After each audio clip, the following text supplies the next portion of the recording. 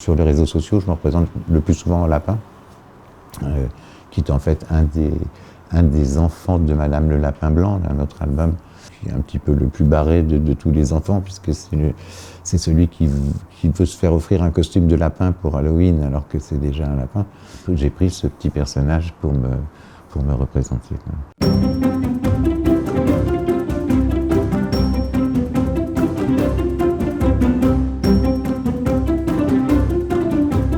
Les premiers albums qui ont marqué mon amour pour la littérature jeunesse, ce sont 3 albums que j'ai faits à partir d'un personnage de chat, mais un chat un peu particulier puisqu'il a une trompe et des grandes oreilles.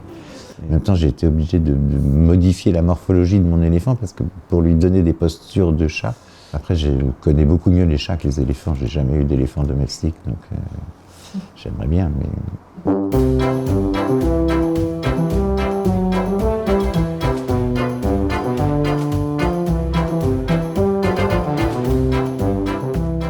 Pendant très longtemps, j'ai voulu être vétérinaire, jusqu'à l'âge du bac. J'étais dans une section scientifique, je voulais à tout prix faire ce métier-là.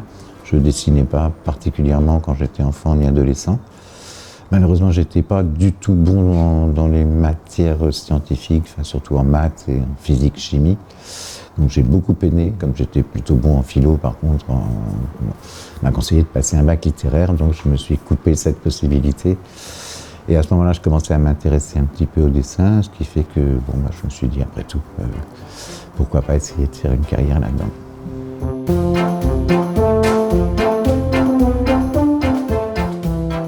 Je cherchais une idée pour un album. En essayant de dessiner Napoléon, le chapeau, tout bêtement, m'a fait penser à un champignon. Je me dis, j'ai déjà beaucoup d'albums avec des animaux, je vais faire ça avec des champignons pour changer.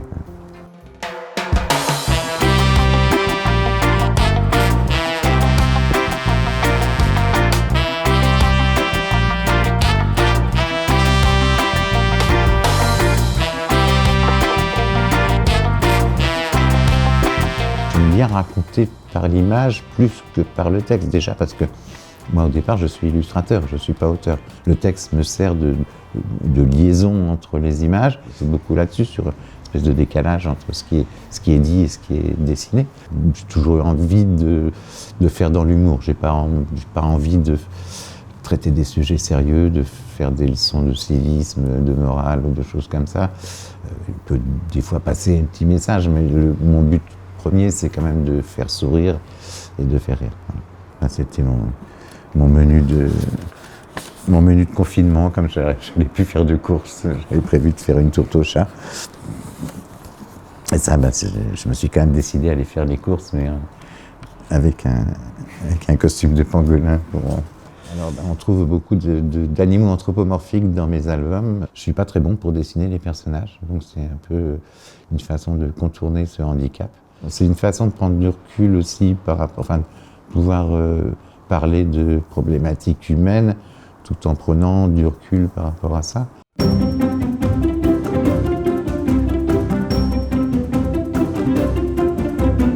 Ce livre que j'ai fait à partir de Grand-Mapa, j'ai imaginé cette rencontre entre 2 Grand-Mapa qui se croisent à la piscine, qui ont le coup de foudre, qui tombent amoureux, qui vont fonder une famille. Et voilà. Ça m'amuse. Là, ce qui m'amusait aussi beaucoup, c'était d'imaginer tout un décor à l'échelle de la maison, à l'échelle des objets de la maison. Donc tout est à l'échelle de mes personnages.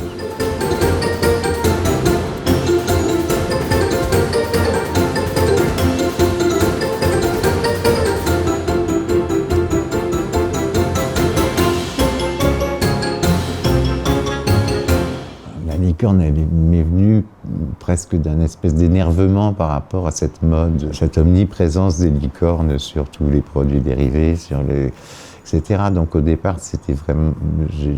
Un jour où j'étais sur un salon du livre où il n'y avait pas beaucoup de monde, je gribouillais dans un carnet et j'ai dessiné une petite licorne très, très grassouillette que j'ai appelée Poufy.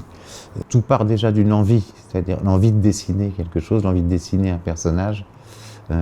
Et donc cette envie, elle se matérialise déjà par des croquis dans des carnets. En fait, j'avais ma licorne, je tournais autour de ce personnage de licorne depuis des mois. Et en fait, j'ai repensé à une petite bestiole que j'avais dessinée des années auparavant pour une amie, simplement comme ça à titre privé. C'est là que l'idée de confronter ce petit animal mignon avec ma licorne a vraiment provoqué le déclic de l'histoire. Donc cet animal qui s'appelle le gros Loviou.